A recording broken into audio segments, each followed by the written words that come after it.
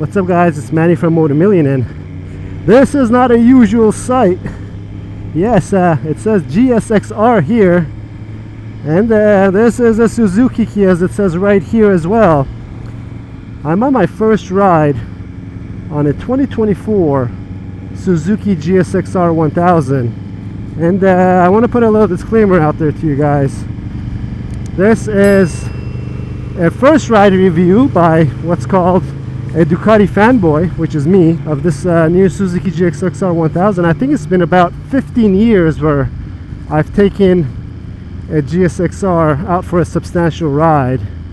It is year 2024, so this bike is brand new, has 20 miles on the odometer, and this is our new project bike, one of the new ones that we have. And this thing is making unfamiliar noises to me, nothing bad. Just to me, it almost sounds like a direct injector car or some sort of a diesel European small displacement car.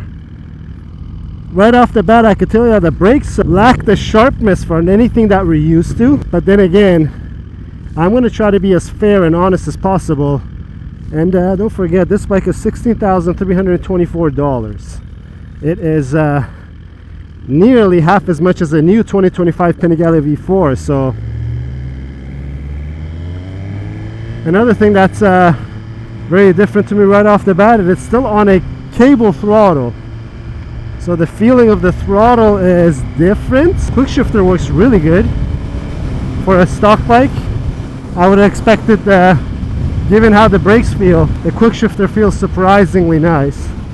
It feels quite nice and wide on the tank, which is not a bad thing. I mean, it's as nimble as what you could expect from a lightweight superbike, a modern superbike. Yes, when I call it lightweight, I'm just comparing these to the old hunks of metal we used to ride. The display is just a black and white LCD gauge. I think that's what it's called. If I'm wrong, correct me please. It buzzes like a bee.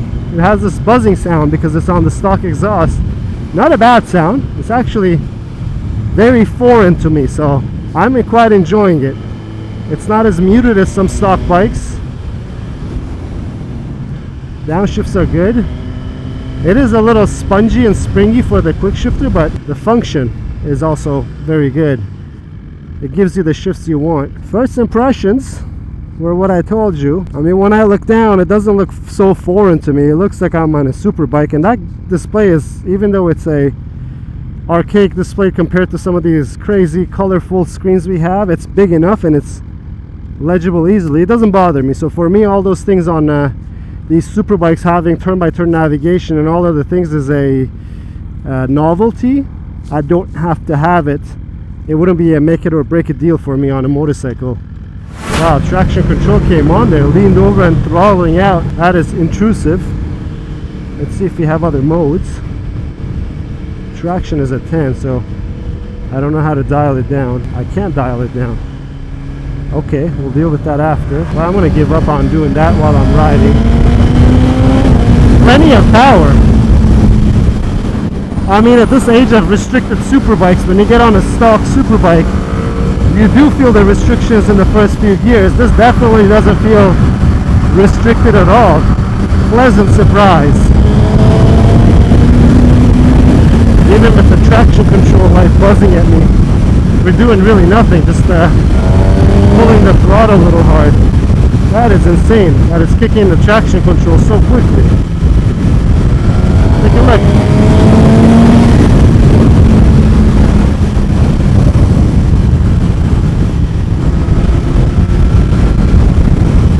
No, whatever. We'll just do a little pull here real quick.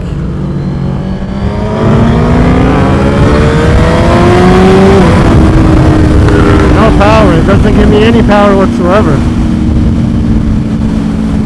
No, I feel it. It's holding the bike back. Well, I guess we can't give you a review on what it's like in a straight line, which I think most of you guys don't care. I'm sure this is plenty fast enough.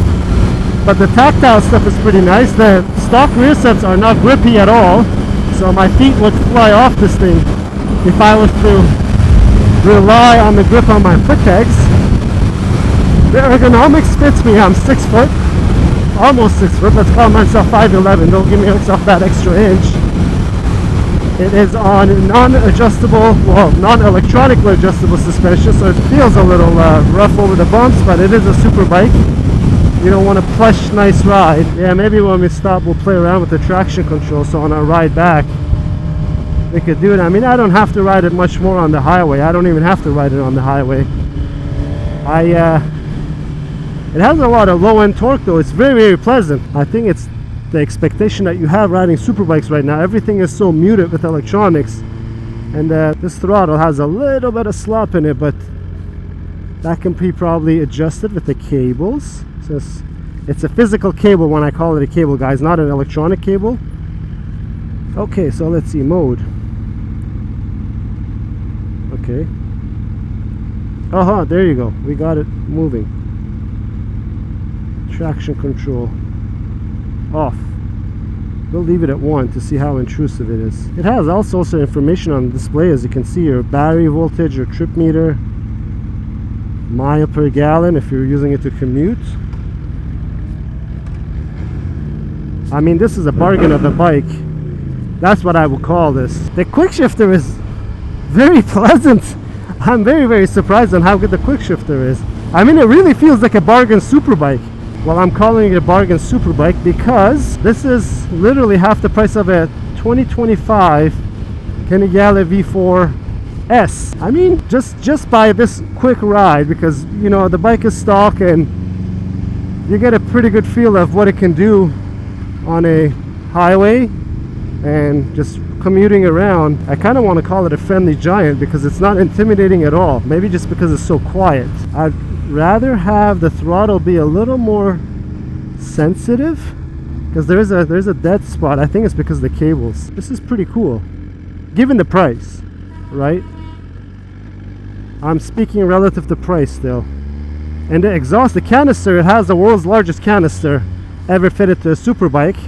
You could fact check me on that if you want. But for the world's largest exhaust, it makes nice noises. It's not as quiet as I expected it to be. It's quiet, but not as quiet as I wanted it, or I thought it's going to be with this big exhaust. Let me quickly show you the bike outside. And I'm going to actually finish this video here because, again, maybe here's my thought after riding all these crazy Superbikes. Don't get me wrong, I'm not putting it down. It's not so special that I want to keep riding it. I got to feel and experience what I had to feel right there and then. But as you see, the bike is totally stock. I don't want to go crazy on it because it still has 25 miles. It sounds really good for that big ass bazooka that it has, and it looks really, really good. So I think, given the price, it is a bargain and a half. So check out our next video where we're going to do is sit down and talk with Michael. Where'd he go? He went right there. He's going to jump on this right now so that he would give us his first impressions of what he thinks of the GSX-R 1000. And if you guys like this type of content, comment down below, because this is our new project bike. We're going to take this and we're going to try to make it the ultimate GSX-R 1000. But I need you guys to be able to do that. You guys have to watch these videos, give me a thumbs up, comment below, so that if this becomes popular, we are going to go all out. But if you like the video, please give it a thumbs up. If you have any questions or comments, leave them down below. Until next time, guys, have a good one.